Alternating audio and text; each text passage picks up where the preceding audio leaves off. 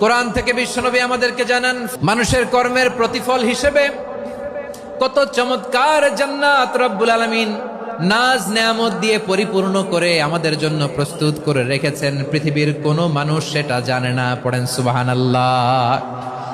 এটা যে কত সুন্দর, আমাদের আমলের প্রতিদান হিসেবে কত চমৎকার তিনি আমাদের জন্য রেডি করে রেখেছেন, এটা কেউ জানেই না, কল্পনাতেও আনতে পারে না। সুবহানাল্লাহ পড়েন। আবার হাদিসে কুদসিতে বিশ্বনবী ফরমান, রব্বুল আলামিন বলেন, আ'দাদতু লিইবাদিয়াস সালিহিন মা লা আইনুন রাআত ওয়ালা উযুনুন সামিআত ওয়ালা খাতারা আলা কলবি বাশার।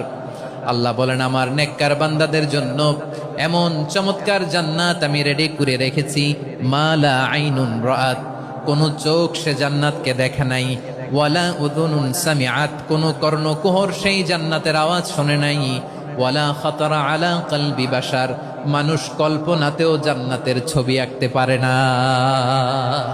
সুবহানাল্লাহ।